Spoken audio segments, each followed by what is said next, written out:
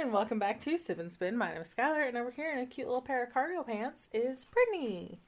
Hello! This is a variety podcast where we talk about anything, everything, and nothing. And today, we just might learn ya. Hopefully. Maybe. Possibly. We'll see. Why is that? Because today we're going to be talking about history. Yes. So, maybe you'll walk away smarter. We'll see. Who knows? I don't know. There's no way to know. Probably not. We're idiots. And what are we drinking? We're going to be drinking a drink we like. Again. Yeah. 3 weeks in a row. We're ready. I know. This is going too well. Next week is going to be bad. I can feel it in my bones. Great. Well, you manifested that, so thank you. I know. I manifested literature last time, talking about it. We finally need to get literature, and then we got it. So now we're finally going to get a drink we don't like. Because yeah, I so said thanks. so. Thanks for that. Yeah, you're welcome. So, what are you drinking? I am drinking a caramel apple cider. Nice. What about you? I am drinking the Moscow Mule again because I had a couple left over from last week, so I was like, I'm just gonna drink the same thing. I mean, that works. So less money I have to spend. Yes. Please support our podcast. We spend a lot of money on alcohol here. We do. Cheers. Cheers. On that note. You made a face. I always forget how jarring the first sip is of this one. Mm. I'm just like, yep, it tastes like a canned Moscow Mule. Have you ever had that caramel? Do you like caramel apple? I don't know. I've never tried it. Do you want to?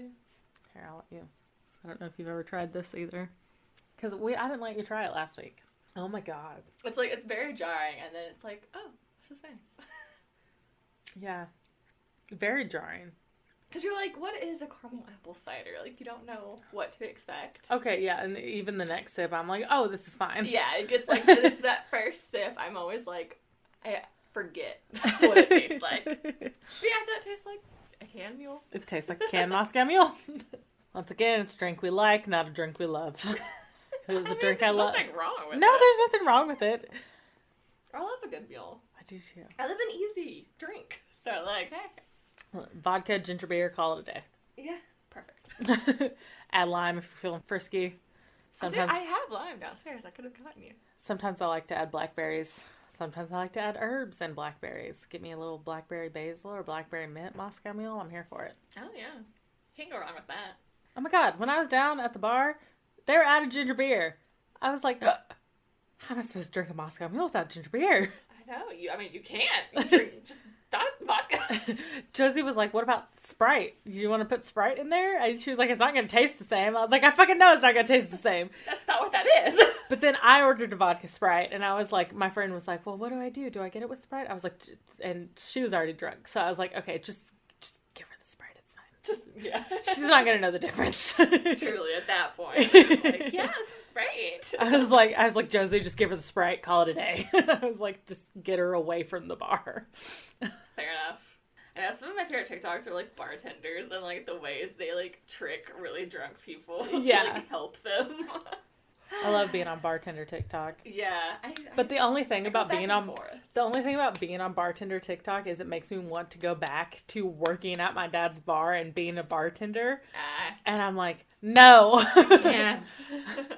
I can't. I'd kill somebody. I would kill a drunk person and I would feel bad about it. Yeah. Well, how are you this week? I know last week was a little iffy. It was a very rough week last week, but we're here. I'm back. Okay. It's fine. I'm still a little tired. Fair. At this psych eval, so hopefully that went well. Hopefully I'm not crazy. I'm sure you're fine. Who knows? I mean, who knows, truly. How are you, though? I feel like we didn't get to talk about you at all last week, because it was me-centric, having the worst time ever. No, I mean, I'm good. I'm pretty good. Last week I had some good days. Did some fun stuff. So yeah, I'm good. Nice. I had to babysit Richard last week because he got very drunk. Oh, when was this? This was Black Friday. That was not charcuterie board night. No. That was the next day. Okay, because I remember seeing that charcuterie board on your Snapchat, and I was like, that looks so good. Yeah. Where was that? The Bourbon Bar downtown. they have a great charcuterie board. And so we took our friend Kat. Well, we went to the local movie theater downtown. Oh, okay. Yeah, on Saturday because they had a movie that me and my friend Kat have really both been wanting to see. And we weren't sure. It was called The Menu. Oh. So it was a dark horror comedy, and it was like satire. And if you love that sort of stuff, I would absolutely recommend it because it's fantastic. And it's basically a movie that's like Eat the Rich. So love it. It's very great. Anya Taylor-Joy is in it, and I just love her. She's fantastic. And also Voldemort, Ralph Fiennes, I never know how you say his name. But it was a great movie. It was really good. And then afterwards, we walked around, went to some of the bars downtown. There was like live music. We got a charcuterie board, had a couple of drinks, and then we went to the brewery that we always kind of go to. And see, I didn't know if the charcuterie board was at the brewery or not. I was like, that looks so good. I didn't know they did that. no, that was downtown. And it was like, no, they don't do that. Then we ended up at the brewery. We closed the brewery down, and then played like Exploding Kittens into the night. Yes, I did see the little cocktail with the Exploding Kittens. I was like, I'm so glad they're having fun. I'm so sorry you were not. Oh, no. Night. It's okay. If I would have known, I was also downtown at the same time. I could have saved you. I would have been like, come have charcuterie. And I would have been like, okay. I've been like, so sorry, drunk friend who doesn't know her own name at this point, but I'm going to go eat a charcuterie board and feel better about my life. It was pretty good charcuterie, I'm not gonna lie. 10 out of 10 would recommend. How late is Kroger open? Yes, please do. Or Sunday, I don't know. I just know they sell like charcuterie boards. And now you like want one. No, I like kind of want one. I'm like, just pick one up real quick. They used to be like open 24 hours, I feel like, but then COVID changed everything. Yeah, because like there was that McDonald's that used to be open on the main road, like towards the mall area, that was open 24 hours. Yeah.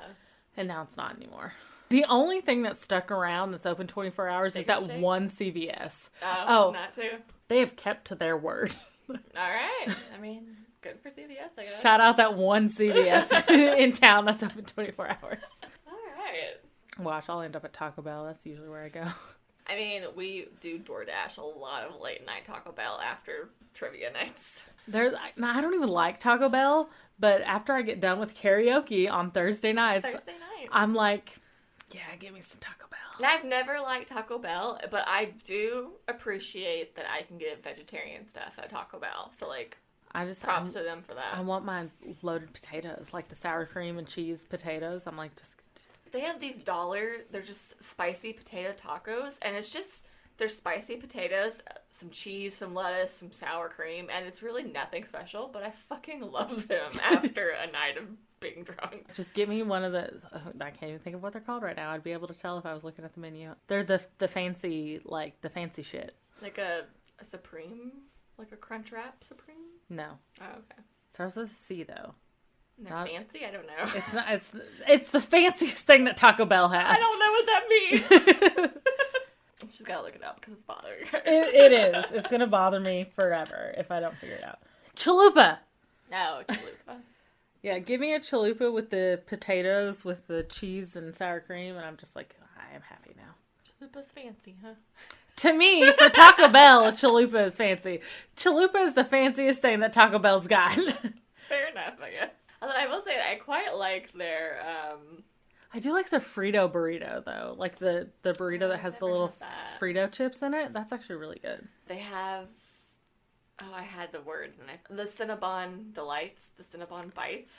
My mom calls this crack hose. They fucking slap. They do. They're really good. But she calls them crack hose because they're, like, as addictive as crack. Oh, I get it. Because I ordered them on a whim one day. And then I just sat and ate, like, the whole fucking bag of 12 of those. I was like, this was a bad idea. Yeah. No, they're so good. And you know, they just, like, they're probably frozen and they just pop them in a microwave, but they're so good. They're so good. But if you ever ask me to go to Taco Bell while I'm sober, I'm going to be like, no, you're disgusting. Fuck off.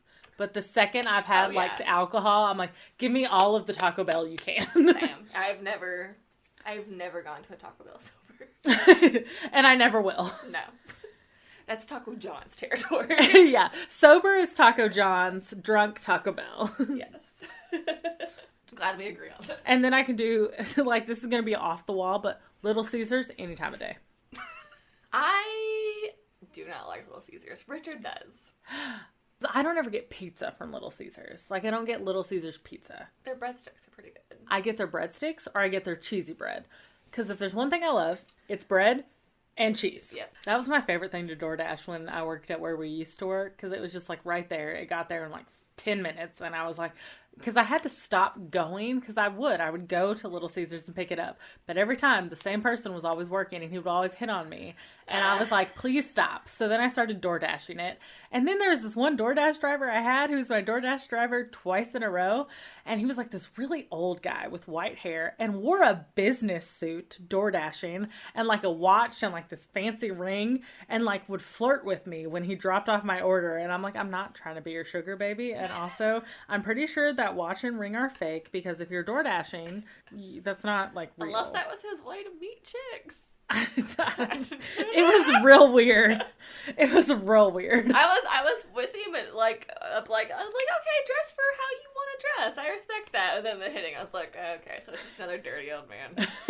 Great. I was like in a full like 3-piece suit, tie, and I was like with this giant watch and like this ring. It was just gaudy as hell. And then he would like flirt with me, and I was like, sir, I'm 22 years old, and you look 70. Yeah. And if I'm going to sleep with a man who's that old, I'm going to sleep with that news guy. The one who used to come into the place we used to work all the time. I don't know if I know you're talking about. I was like, Anderson Cooper? Because same. But that's not who we were talking about. No, the local news guy. Okay. The local news guy. He used to come into where we worked all the time. He would bring his dog with him. That is black. I mean, I really didn't pay attention at work. I made a point. Girl, I got you. Well, I also worked up front, so I got to see him up front. Okay. And I see him I saw him on Thanksgiving. I really wasn't expecting you to go local. Okay. I don't think I've ever seen that man in my life. No, he used to come and he would bring his dog all the time. If I'm going to sleep with an old man, that's who. Just because he has a dog? No, because also he's, like, hot. I guess we have a different taste in old men. I'm like, I may be a lesbian. I haven't seen him in life, though. Maybe that's what it is. Yeah, oh my God, he's beautiful. Like, I may be a lesbian, but that old man can fucking get it. It's like Willie. Willie from Stardew Valley can fucking get it. Him, that news guy that used to come into work all the time with his dog, he can fucking get it. Well, this has been a good start. Okay, let's get into history. Okay, I don't think, like, mine doesn't really have trigger warnings, but I am going to tell the story of, like, a young girl who went through something traumatic, but it was not, like, anything true crime. It was just a very series of very fucking unfortunate circumstances. And the main thing I guess I could say is... Why didn't you say events? I don't know. It gets a little, like, there's some gore and just kind of trauma in general would be a thing. Lemony Snicket would be so disappointed in you. Yeah, I think maybe that's why I didn't, just because I didn't want to steal. I don't know. Copyright. The copyright. Lemony Snicket was going to sue us. Yes, I mean, maybe. His lawyer, probably, because I'm pretty sure he's dead. I think so, too. And also, he's been through enough. But also, I don't know that, because I also thought Elton John was dead for most of my life before I realized he was still alive.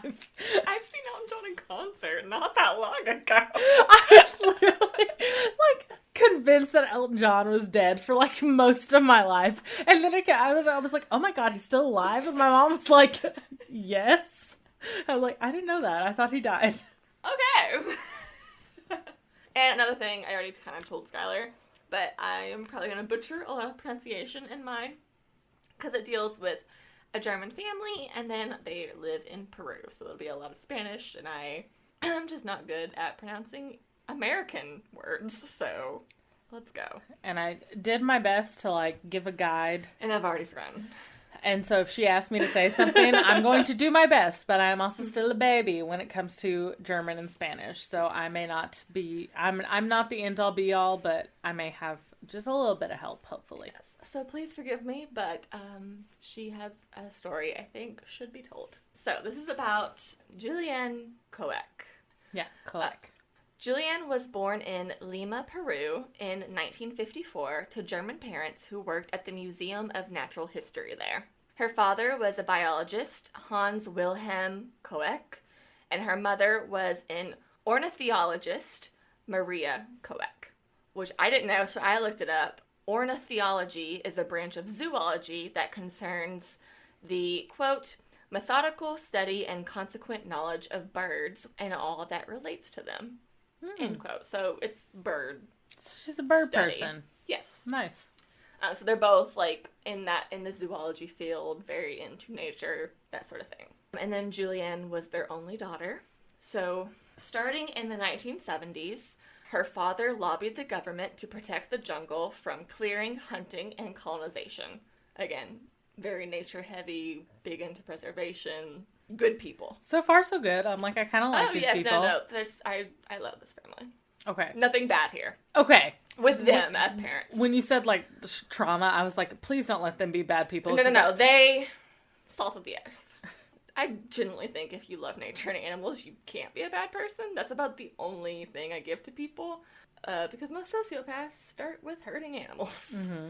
When Julianne was 14, her parents left Lima to establish Penguana, which I might be saying that wrong, but that was a research station in the Amazon rainforest. She became very acquainted with the jungle during this time. She became a self-described jungle child, and she also learned survival techniques during her time because obviously it's the Amazon rainforest, which is, you know, the biggest jungle in the world. Mm-hmm. And like snakes and spiders, mosquitoes, she's going to learn to survive. And her parents were very adamant about teaching her about living in the Amazon rainforest. Mm-hmm. Quote, I grew up knowing that nothing is really safe, not even the solid ground I walked on, end quote.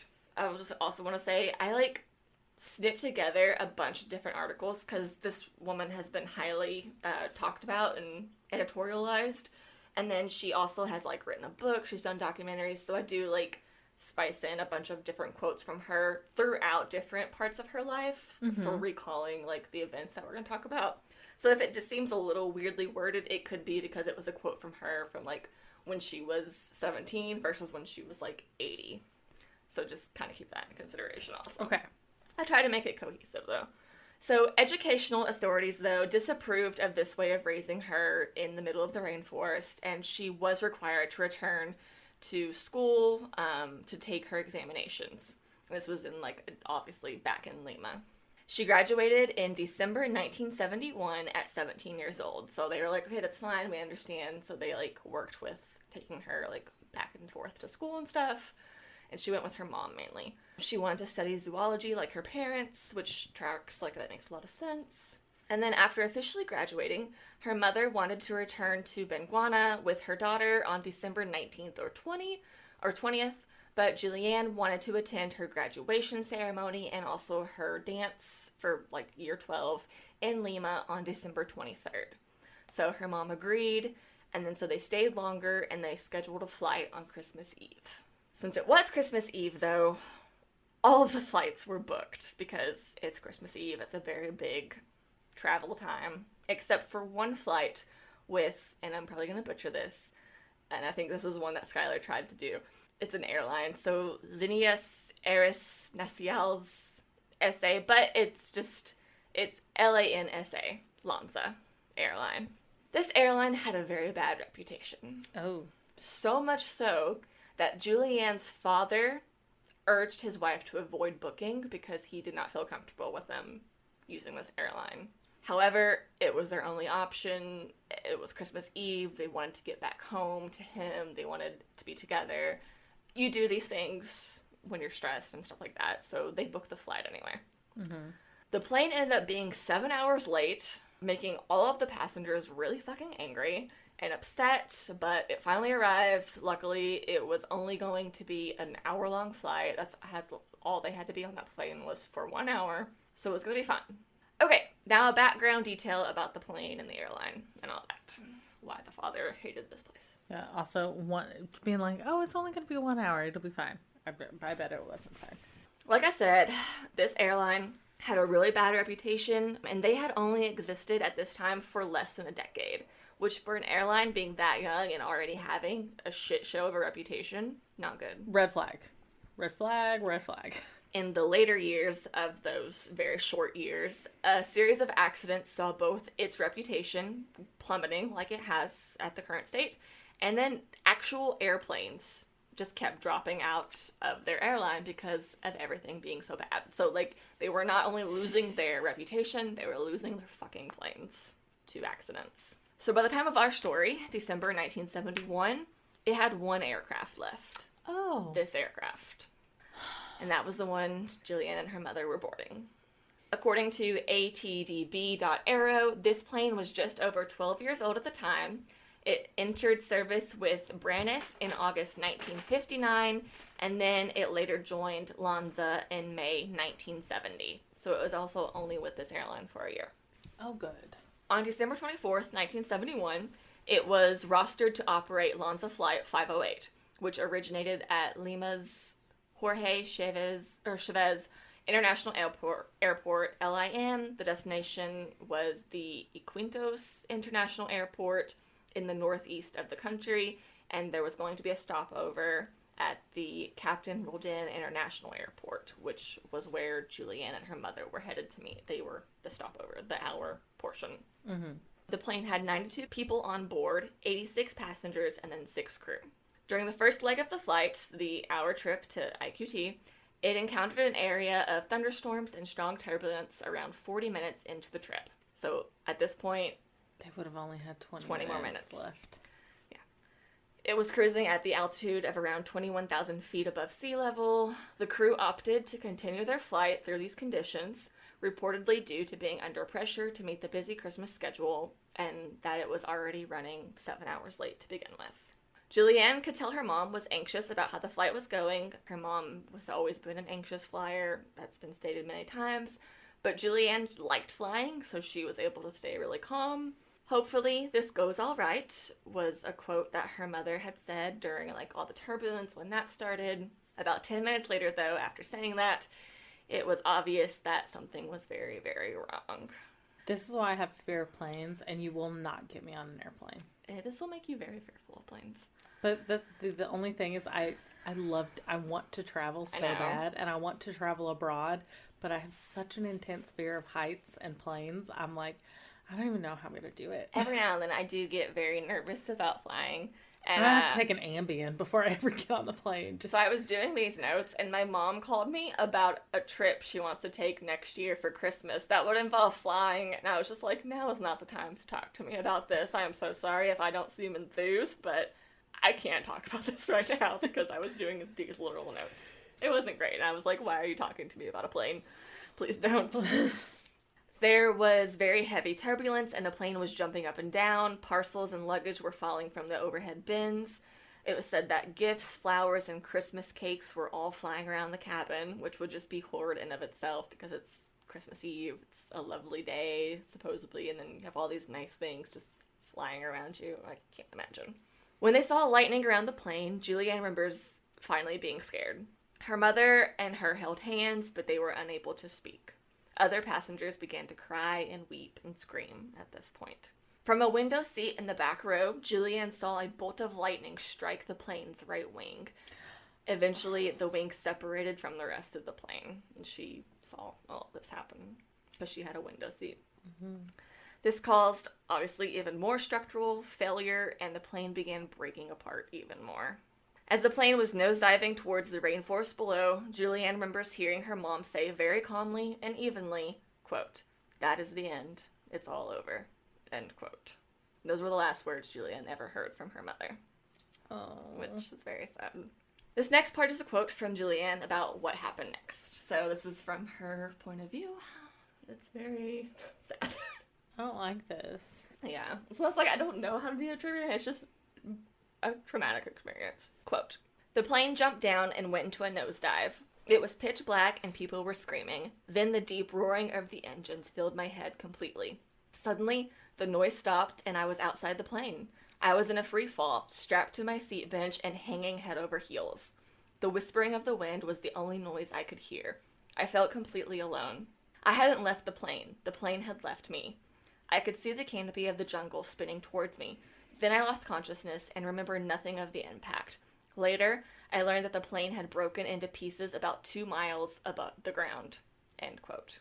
She was ejected from the plane, connected to her seat bench, and she free fell 2 miles and crashed into the Amazon rainforest. And she lost consciousness during the fall, so she doesn't remember the impact. But, The only thing I can say is, like, at least she wasn't, like, ejected without the seat. Yeah. Well, it goes into later, like, people think that the reason, because, spoiler alert, she is the only survivor of this plane crash, and they think it's really just because of her position in the plane, and that she had a seatbelt on, and they don't think her mother or anyone else in their row was wearing their seatbelt. Yeah. So. Because the fact that, like, her seat she was still attached bench, to her, then that meant she had something to and it, keep like, her from hitting the ground. cushioned her fall also, and so did, like, the trees and the canopy. Yeah. It's just one of those freak accidents are one of my biggest fears. Yeah, because there's nothing you can do to avoid them. They just happen. I mean, we'll see this was the end of this airline because they did get charged with intentional, which we'll get to that at the end. So some things could have been different, like, yeah. That are one of our, like, fears, sinkholes. Like, there's nothing you can I do know, about and, like, that. sinkholes terrify me. Yeah. Sometimes I just lay in bed thinking, like, there's gonna be a sinkhole, and I can't do anything to There's stop a it. sinkhole, like, a mile and a half from my house. I think I remember you telling me that. I don't appreciate that knowledge. Because it was, like, a half a mile from Jaden's house, but That's right. Yeah, we talked about that. It was a very small one, so it didn't, like, take it, but it was terrifying. Because I remember leaving her house and drove back the way I normally went, and it was blocked off because it was just a giant sinkhole. Yeah. And I was like, why do we get those in Kentucky? I didn't think we were alive. We're in Kentucky. We don't have natural disasters like this.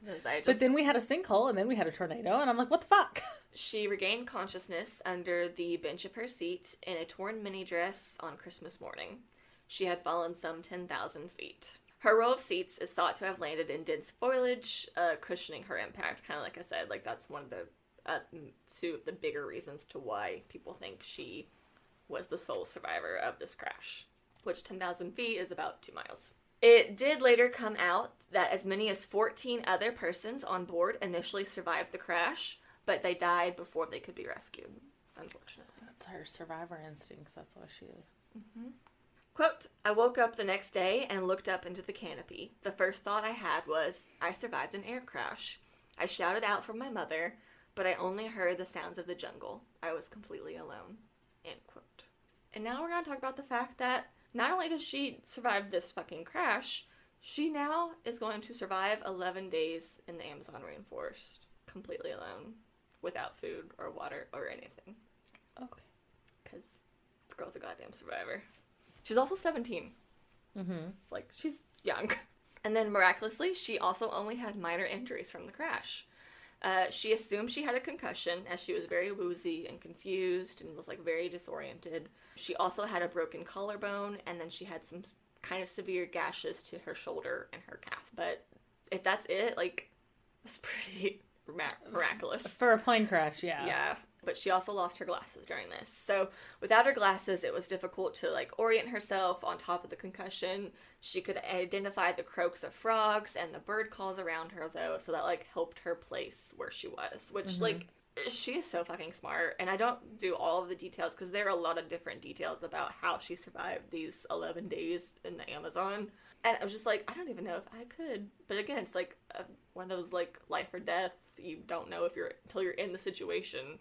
That's where, like, her growing up, though, in this area, really, with her dad teaching her, like, her how to parents survive. just teaching her all this shit. It's amazing. Yeah, because if she didn't grow up in the Amazon rainforest, it could have ended very differently. Yeah, because the next quote it would have ended very differently. Yeah, she probably would have been one of those 14 that did survive, but then a lot of them, they died either because they couldn't navigate like she could, or they were so badly, like, broken leg, they just couldn't walk. It was a bunch of different things why they died. Quote, I recognized the sounds of wildlife from Pinguana, and I realized I was in the same jungle, end quote. So, like, hearing these birds and frogs led her to be like, okay, I know where I am. this is fine. I'm going to be okay. She wasn't far from home, but the thing about the Amazon rainforest is one wrong turn and she could walk deeper and deeper into the biggest rainforest in the world and be completely lost. Because a lot of people get lost in this rainforest and die every year. Yeah. So it's a big deal. Quote, there was almost nothing my parents hadn't taught me about the jungle. I only had to find this knowledge in my concussion-fogged head, end quote. So also, yes, she was fighting a concussion and trauma, like, probably that hasn't even seeped in at that moment, honestly. But once she studied herself enough to stumble forward, she found a packet of lollies, which I'm assuming are like candy, lollipops, that likely fell from the plane with the crash. And then that's the only real substance food that I ever saw mentioned that she had. And then she walked along the river just like her parents had always taught her. So I think her dad had taught her to always go, like, to a certain way with the stream, because I think downstream usually always led to a civilization, is what he taught her. So that was her goal. She was like, okay, this is what I'm going to do. That makes sense, because most of the time when a civilization is built, they direct the river to lead downstream to them. Yeah, and I imagine in the Amazon rainforest, that would be the smart thing to do. Yeah, because you want that water supply, so you can direct the water supply to have the stream come towards your civilization. Yep. And her father had also warned her that piranhas were only dangerous in the shallows. So she floated midstream a lot, hoping that she would eventually encounter other people while she was going. So if she had to cross, she would wait till it wasn't so shallow, and, like, she didn't fear piranhas, because that was another fact her dad had taught her, which was something I didn't know.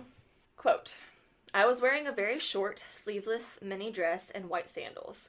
I had lost one shoe, but I kept the other because I am very short-sighted and I had lost my glasses. So I used that shoe to test the ground ahead of me as I walked, because you also have to be aware of everything. I also said that wrong. If you're downstream, you're directing the river away from you because you don't want your civilization to flood. I took it as you meant, like, they would get in fresh water. Well, that too, but, like, also you can. But I meant, like, if the civilization is downstream, then the stream is going away from them. Okay, they're down. It's because they don't want their civilization to flood, and I don't know what I was talking about, but I said it completely backwards, and then it took me a second. I was like, I fucked that up.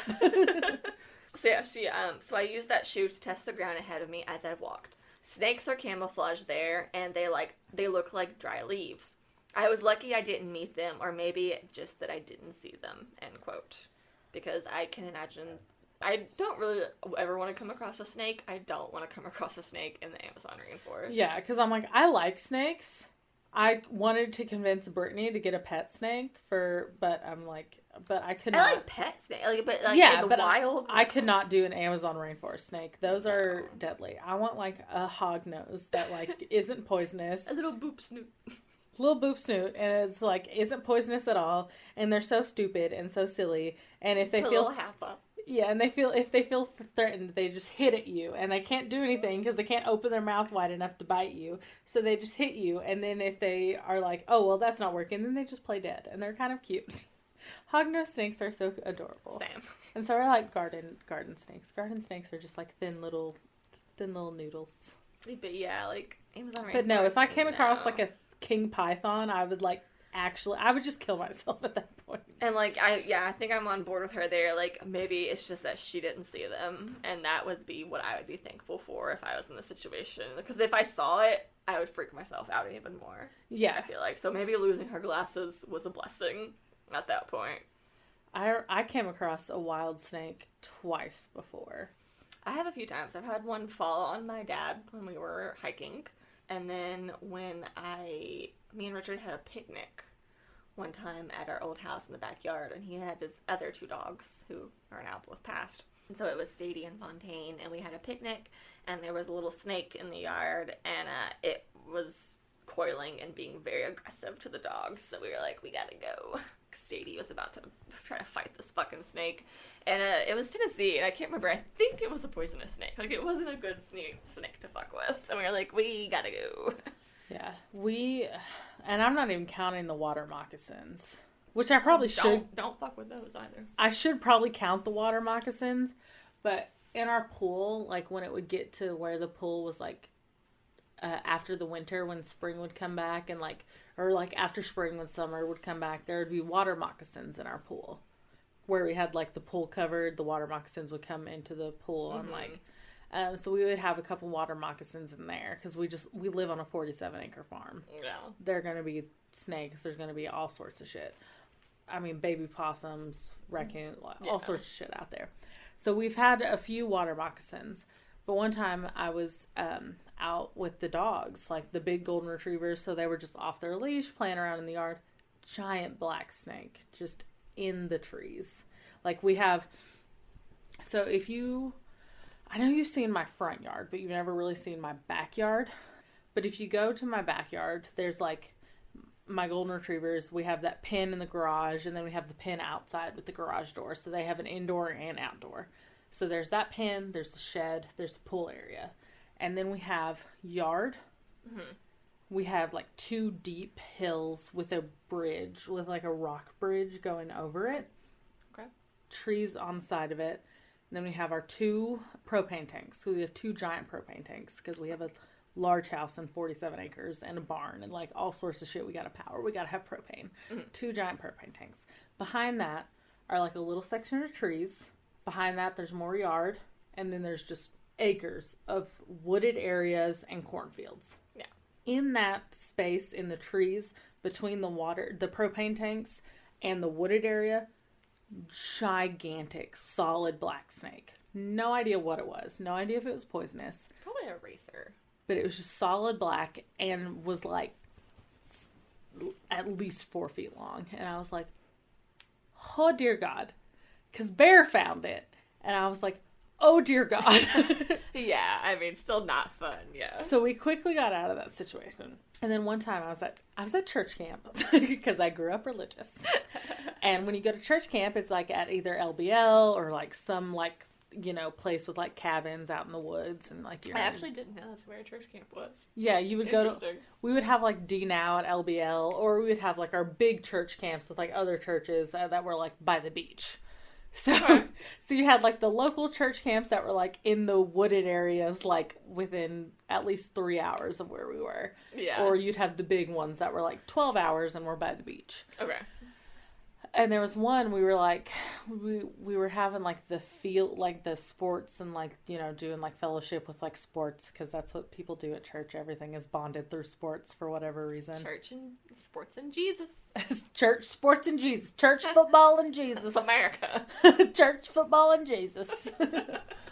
And we were walking down a path because we were like in like a team. I can't remember what the activity was that we were doing, but we were like in a team. I think we were doing a scavenger hunt, so we like had to go like all across the campgrounds and find stuff, and then meet back in the like big field area, like the soccer field or whatever that had like goals set up and everything.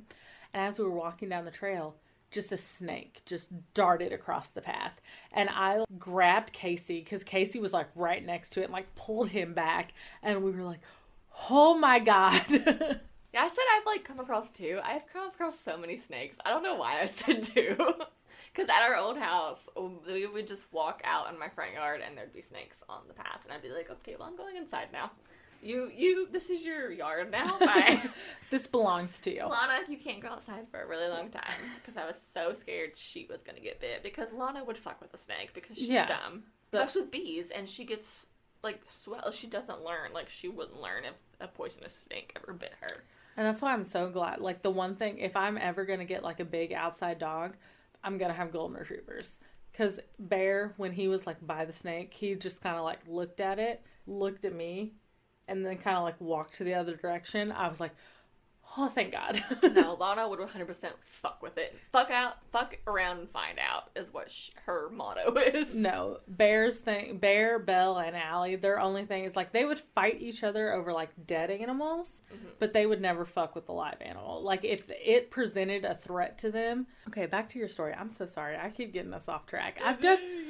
This is, like, back to the beginning episodes. I've done so well recently, and now it's, like, episode 1, and it's like I can't shut up. You're fine. You need an outlet. I think so. I think I've just been so mentally like, constrained. Just like, just let it all out. Just. I don't have too much more, so you're fine. No, it's okay. So during all this time, it was the wet season in the jungle. So no. So it rained relentlessly on her. It was too damp for a fire, and there was also no fruit on any trees. Oh, so like I said, like she had no food this whole time, and she was just soaked. And as it's mentioned a couple of times, she's in a sleeveless, really short mini dress. Yeah, that's torn up from the crash. Yeah, and one shoe. Like, this poor fucking girl. I'm like a cat when I get wet. I hate being wet. I would not be able to do this. No, and she's fucking surviving is what she's doing. On her 4th day of making her way through the Amazon, the call of king vultures scared her. Because vultures, she knew, only circled in great numbers like she was hearing when something had died. Mm-hmm. So she immediately was like, it's from the crash. Please tell me it wasn't her mom. She followed the call of the birds and came upon a very, grim, ghoulish scene. So, 3 passengers, still strapped to their row of seats, had hit the ground with such force that they were half buried in the earth, head first. Yeah. And, she said, I don't have this written down, but I just remember it. She said she was, frozen in fear and panic because she had never seen a dead body before. And then she just got thrown into the situation, and then they hit the ground so hard, they were buried head first. Oh my god. And, that was something that she also, went through that same crash, and yet, it would be, and it's something she still struggles with, is, why she survived, but I can only imagine just being, why the fuck? Why me? I don't know, yeah, it'd be a lot for a 17-year-old to take in. One of the passengers was a woman. And Julianne inspected her toes to check if it was her mother, because this whole time, also in the back of her mind, her goal has been to find people, to find help, and to find her mother. Mm-hmm. That was her priority. Quote, they were polished, and I took a deep breath. My mother never used polish on her nails. I was immediately relieved, but then felt ashamed of that thought. End quote. Poor girl. So no, it was not her mother. During this time, she could hear rescue planes searching above, but the force thick, it was so thick the canopy was, it kept her from seeing them, and vice versa, it kept her from being seen by any of the rescue planes looking for people. And this, crash, I read that it was one of the biggest searches in Peru at that time. It brought out so many fucking rescue planes, but, spoiler alert, none of them ever found her. She was sunburned, starving, she was weak, and by her 10th day out in the Amazon, she was ready to give up. She was done. The gash in her shoulder was infected with maggots. It was a lot. But around a bend in the river, she saw a small hut with palm leaf roof, and inside she found a can of petrol. She poured the petrol over her shoulder gash, just as she remembered her father doing when they had a family pet, a dog who also had a gash infected with maggots. And her father did this, and she remembered it. Quote, the pain was intense as the maggots tried to get further into the wound. I pulled out about 30 maggots and was very proud of myself. I decided to spend the night there, end quote. And Sam, you deserve to spend the night there, yes. But she pulled out 30 maggots from her shoulder. Oh my god. She is so much stronger than I will ever be. Maybe from 2 weeks ago, the bitumen that's in petrol, maybe... Yeah. Unfortunately, maybe they were onto something. I just keep... Really, I'm just a big fan of petrol. Yeah, petrol is the move. Yeah, 2 of my recent stories, yeah. It's... Oh my god. The next day, she woke up to the sound of men's voices, and she rushed from the hut. The local Peruvian fishermen were terrified by the sight of the skinny, dirty blonde girl. Quote, they thought I was a kind of water goddess, a figure from the local legend who is a hybrid of a water dolphin and a blonde, white-skinned woman, end quote. So these poor fishermen rolling up to their hut, thought that this water goddess was in their hut, and she, terrified them. Luckily, though, her parents not only taught her survival wilderness skills, they also taught her another very extremely useful tool. They taught her Spanish. So, luckily, she was able to speak to these men, and she said, quote, I'm a girl who was in the Lanza crash. My name is Julian, end quote. They treated her wounds and gave her something to eat. Then the next day, they took her back to civilization. Aww. Quote, the day after my rescue, I saw my father. He could barely talk, and in the first moment, we just held each other, end quote. Her poor dad, also during all of this.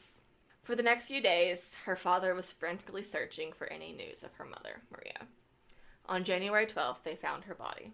Quote, "Later, I found out that she also survived the crash, but was badly injured and she couldn't move. She died several days later. I dread to think of what her last days were like." End quote.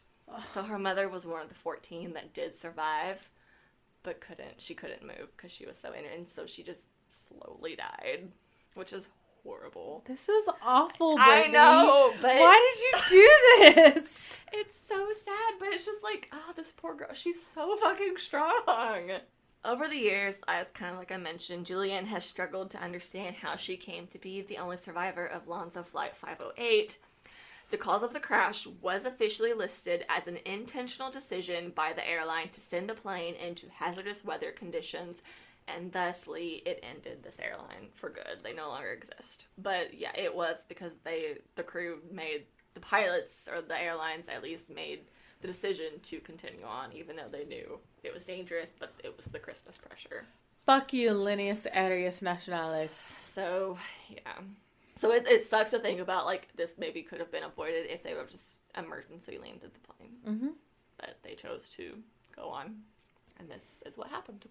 Julianne later learned that the aircraft was made also entirely of spare parts from other planes. So it was just a shit show of a plane to begin with. Yeah, it was just, none of this should have happened if people just took better care. Mm-hmm. Yeah, which is very sad. Naturally, Julianne developed a deep fear of flying, and for years had reoccurring nightmares, but much like she survived the Amazon, she did persevere. She has learned to deal with her trauma pretty well. She eventually went on to study biology at the university in Germany in 1980, and then she received her doctorate degree as well. She returned to Peru to do research in mammalogy, and then now she's like, I'm assuming this is what that refers to, but she's now very well renowned and known for her study of bats. It's her specialty. Are bats mammals? Yeah, bats are mammals. Mm-hmm. I had to think through that for a second. Yeah, they are. And she also still runs Penguana, her family's legacy, so she is continuing to do that in the name of her parents.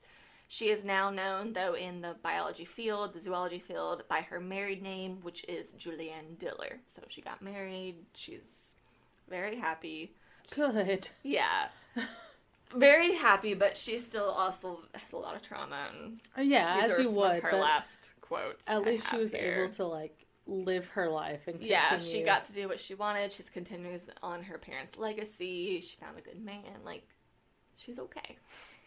But I'm scarred, I'm sure.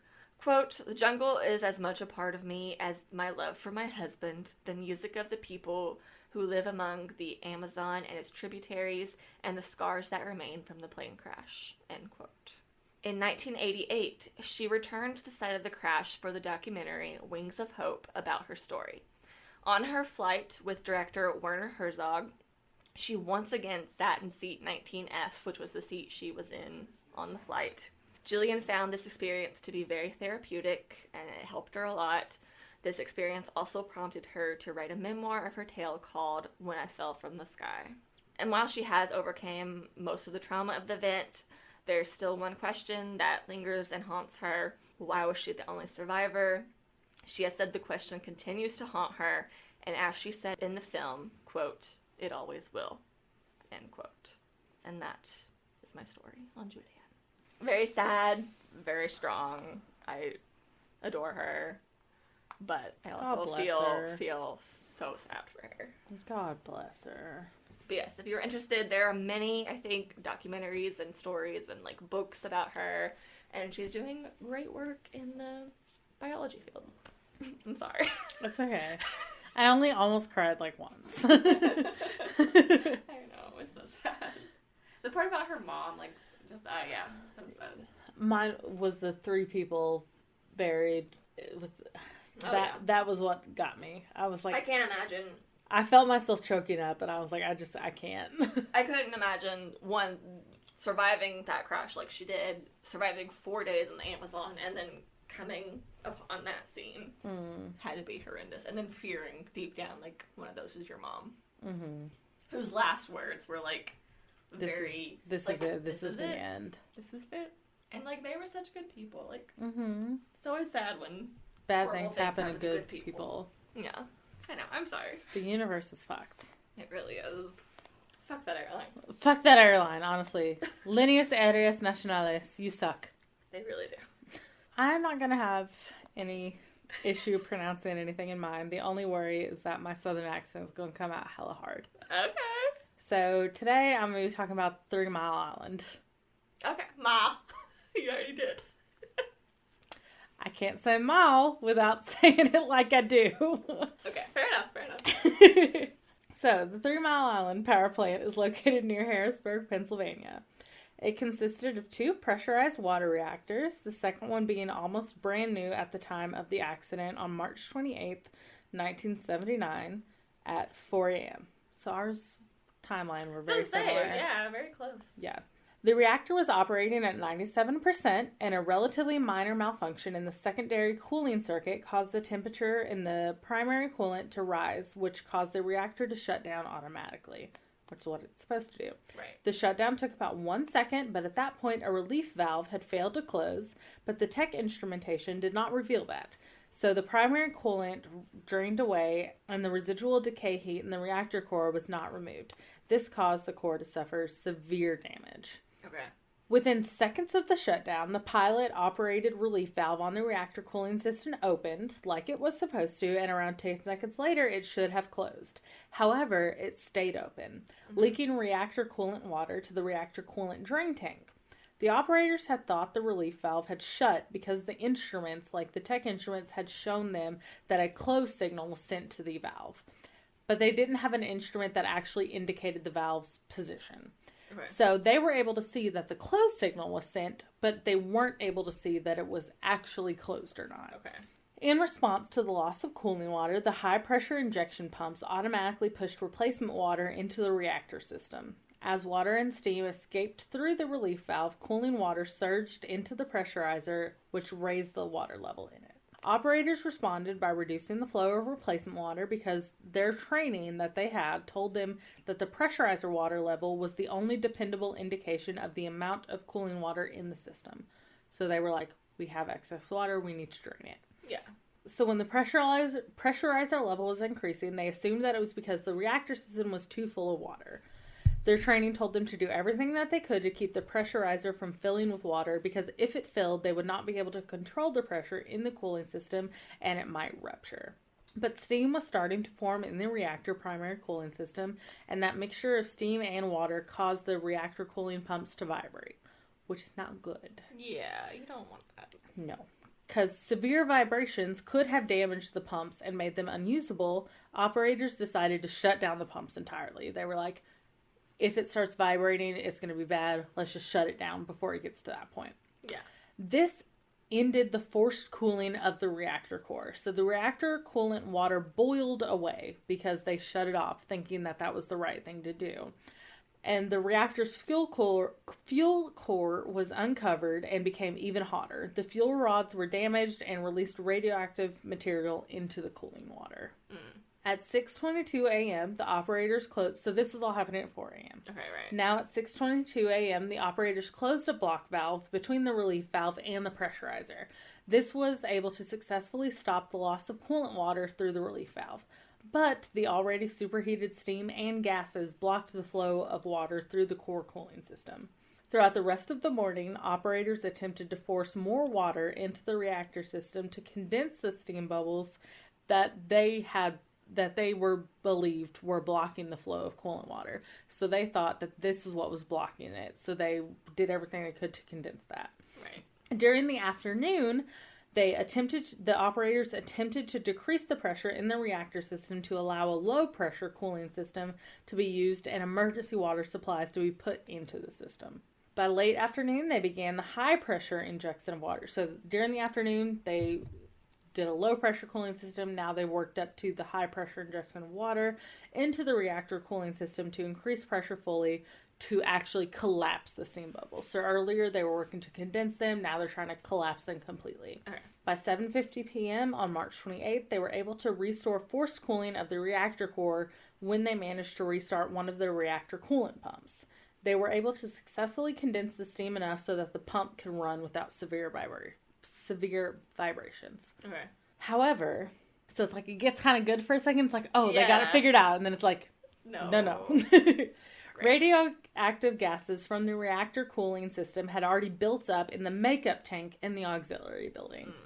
Through March 28th and 30th, operators used a system of pipes and compressors to move the gas to the waste gas decay tanks. But those compressors had leaked and some radioactive gases were released to the environment. Oh, no. Luckily, when it was leaking, they went through high-efficiency particulate air filters and charcoal filters, which removed most of the radionuclides, except for the noble gases. Those of which, so noble gases, already have a short half-life and are biologically inert. So they did not pose a health hazard. Okay. So luckily those filters that they went through, all good. Okay. When the reactor's core was uncovered, a high-temp chemical reaction between the water and the zircaloy metal tubes holding the nuclear fuel pellets had created hydrogen gas. A sudden rise in reactor building pressure shown by the control room instruments indicated a hydrogen burn had occurred. Hydrogen gas had also gathered at the top of the reactor vessel. From March 30th through April 1st, operators worked to remove the hydrogen gas bubble by periodically opening the vent valve on the reactor cooling system pressurizer. For a time, officials were worried that the hydrogen bubble could explode, which would not be good. I mean, yeah, I'd be worried about that too. Yeah. Like when you see a hydrogen bubble, you're like, oh God, please do not explode. Not what I want. But luckily for them, an explosion like that was never going to even be possible since there was not enough oxygen in the system at that point to cause the actual explosion. Good. Good. Very good. On April 27th, operators established the natural convection circulation of coolant, so they were able to get it back to its natural state of what it was supposed to do. The reactor core was being cooled by the natural movement of water rather than by mechanical pumping. The plant was in a cold shutdown with water being less than boiling temperatures at atmospheric pressure. So they had the water below 212 Fahrenheit or 100 degrees Celsius to kind of like keep things from getting too hot. Yeah. The head of the reactor pressure vessel was removed in July 1984, allowing access to the remains of the core. So they were able to get it safe to where they could take everything and actually get in there and figure out what the fuck was going on. The following investigation revealed that at least 45% of the core, which are 62 tons, Tonnes, T-O-N-N-E-S. Oh, I don't know. Because tons is T-O-N-S, so, but whatever that measurement is, it's equal, so 1 ton or whatever is equal to 1,000 kilograms, so 62 would be 62,000 kilograms. So the investigation revealed that 45% of the core, or 62,000 kilograms, had melted, and 19,000 of that had ended up in the lower plinium, mostly in the lower head of the reactor pressure vessel, but it didn't seriously damage the vessel. Okay, good. Most of the melted core material had remained in the core region. In 1988, a multinational OECD vessel investigation project took samples to evaluate the situation in detail and confirmed that there was much less damage than anticipated. Okay.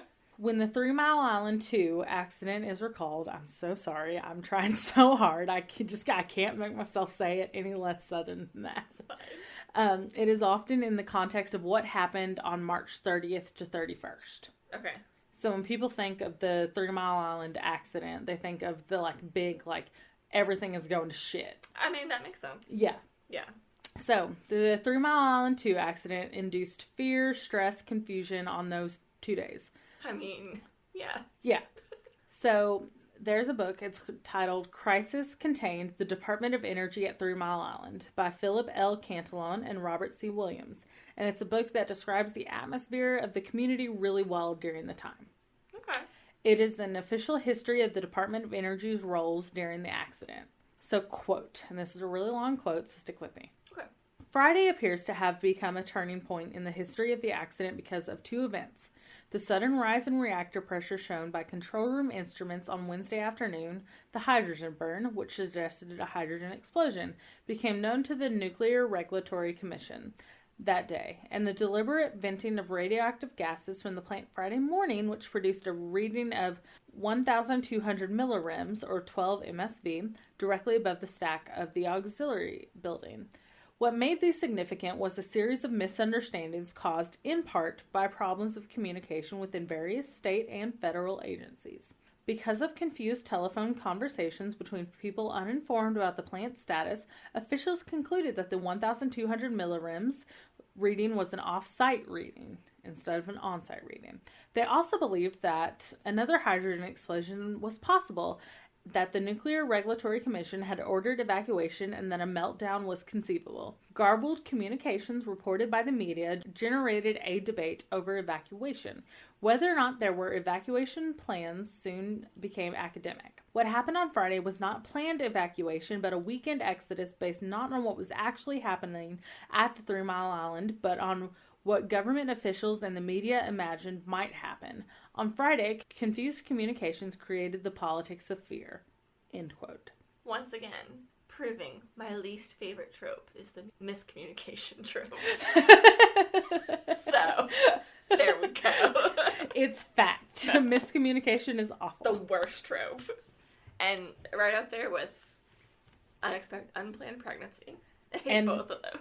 Yeah, miscommunication, unplanned pregnancy, major character death. Yes. Throughout the book, Cancelon and Williams note that hundreds of environmental samples were taken around the 3 Mile Island during the accident period by the Department of Energy or the Pennsylvania Department of Environmental Resources.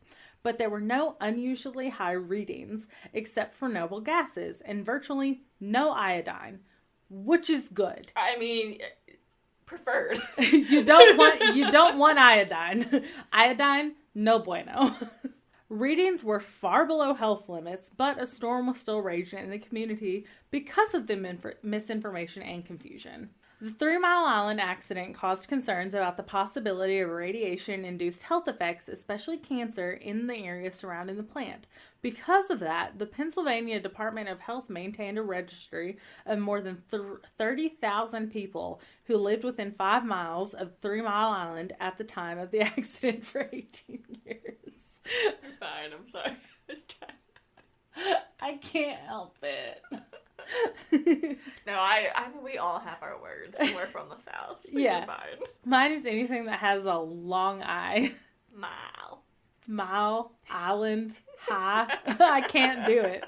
The registry was discontinued in mid-1997 with no evidence of unusual health trends in the area. So they had this registry going for 18 years, and it came up with nothing. I mean, good. Yes, very good. More than a dozen major independent health studies of the accident showed no evidence of any abnormal number of cancers around 3 Mile Island years after the accident. The only detectable effect was psychological stress during and shortly after the accident. Okay. Which, fair enough. Yeah. But there was no, long-term health effects because of the reactor. Yeah.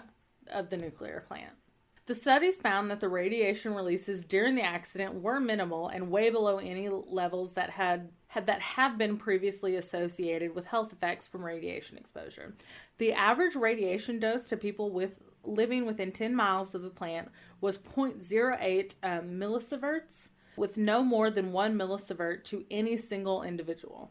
The level of 0.08 millisieverts is about equal to a chest x-ray. Okay. And 1 millisievert is about 1/3 of the average background level of radiation received by U.S. citizens in a year. So they were just receiving basically like a chest x-ray. Yeah. Probably not good for people who could have been pregnant at the time, but it wasn't like... Yeah, what they were thinking. Yes, it was not like a radiation disaster. Yeah. In order for the lifetime risk of developing cancer to increase even slightly, doses above 100 millisieverts during a very short time frame would have been required. Okay. So they were getting 0.08 to 1 millisievert, and for the radiation to affect them, it needed to be at least 100 in that short time.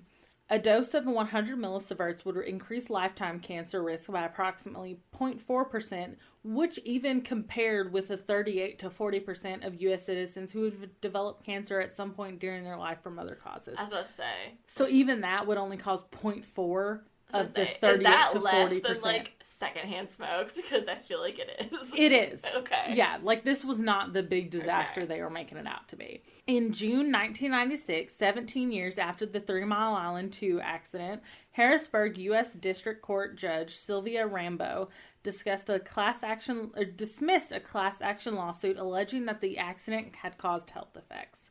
The plaintiffs appealed, but the judgment was upheld by the appeals court. In her decision, Judge Rambo cited, quote, findings that exposure patterns projected by computer models of the releases compared so well with the data from the 3 Mile Island dosimeters available during the accident that the dosimeters probably were adequate to measure the releases.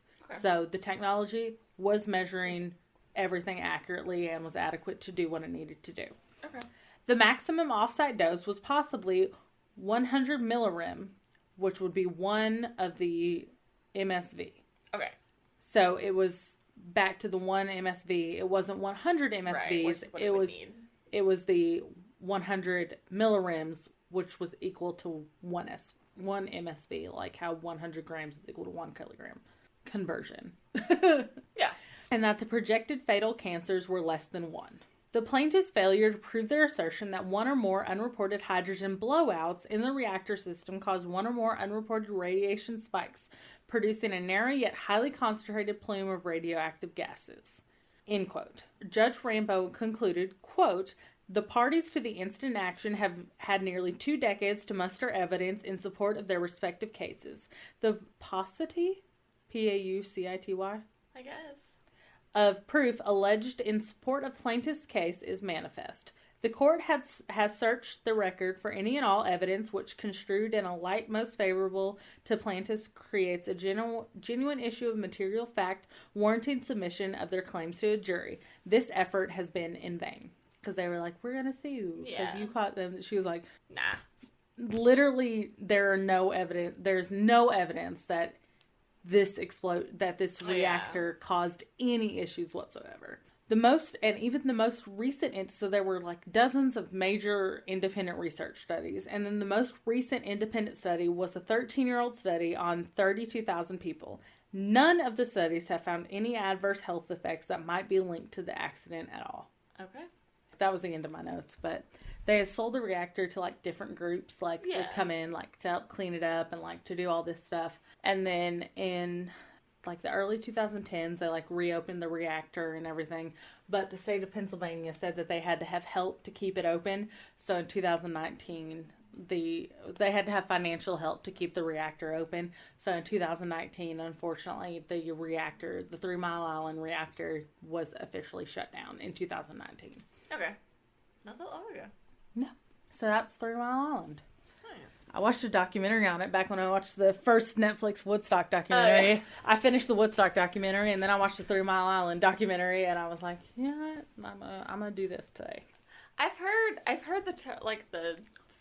the name or whatever, but I don't think I ever really knew all the details. Well, now granted, sounds really familiar. When I was watching the documentary, I was really sick, so I don't remember a lot of it. Because I was like in a fever-induced haze while watching this documentary of 3 Mile Island. But I remember it making it out to be like it was this big thing and it was like a big deal.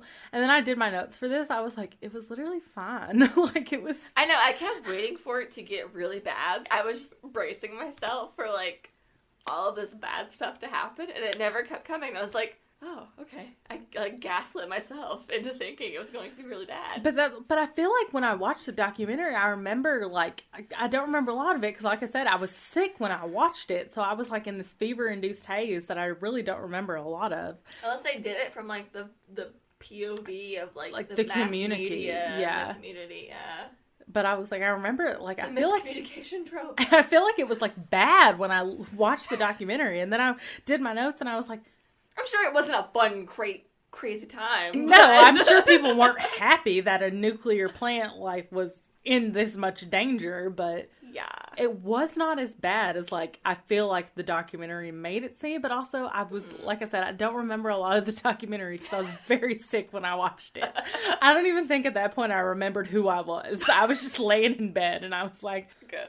I'm at least alive. I mean, that's a fun experiment. Now you can go back and watch it one night when you're just, like, completely sober and feeling good, and you'll be like, oh no, that was just my fever brain. Yeah. It's like, was this my fever brain, or did they make it out to be bad? Yeah, it's like a game. Well, all right. I love history. I love doing history. History's fun. I'm sorry I was sad in mine. I feel like it was good, though, because I got to follow it up, and, like, no one died in mine. No, yeah, no, yours was like, I kept waiting for yours to get, like, tragic. And it didn't. It didn't. Everything was fine. The only, just the plant got shut down in 2019, which is like, I mean, that happens to plants. Like, it does. Should we spin? Let's spin.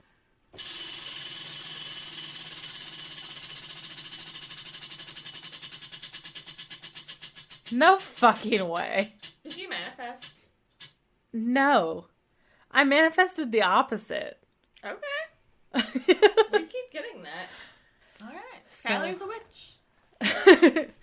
So our topic for next week is culture, travel, language. And our drink is a drink we like. Again.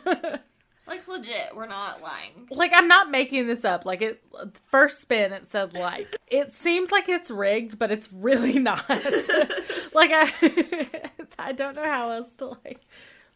This is like, when you're, like, playing a game of Among Us, and everyone's like, and you're like, no, I literally saw this person kill. And everyone's like, like, no, you're the one.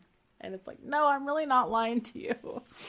Well, join us next week for another drink we like. And then we're going to talk about some cultures or travel. And then I'm going to do a language. Yeah, and, like, it could be something completely new, which has kind of been the trend. Or there's always the possibility that we might revisit a language Skylar has previously talked about. Yeah. And, like, just do a little more in-depth there.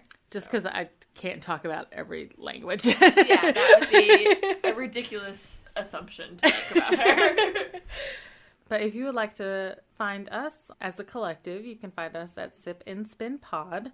Or no, you can find us at Sip and Spin on Twitter, Instagram, TikTok, and YouTube. And if you would like to email us, you can email us at sipanspinpod@gmail.com. If you'd like to find Brittany, her ats are Whimsy Dream or Whimsy Dreams. And if you'd like to find me, my ats are GleamYKS on everything. But as always, the 3 link trees will be down in the description below.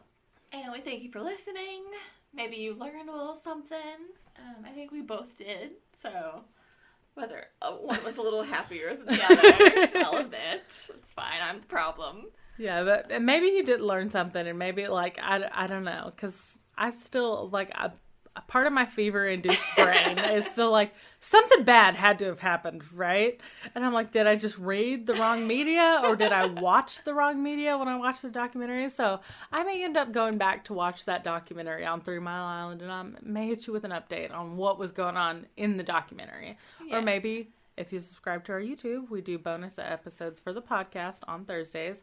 We have not posted one yet, but they will be coming, especially because of our literature episode. We have a series to get through. So maybe one of our bonus episodes will be like 3 Mile Island from the documentary's perspective. Yeah, so really the answer is just make sure you're following us on YouTube also. Please subscribe. So yes. Please don't let us have another hater. I don't know. I don't even know if it was a hater. I really don't know what happened with that. If you give us a dislike, you're a hater. But, so we do have a hater. I don't think a dislike counts as a hater. I think it does, because that takes effort. What is the point?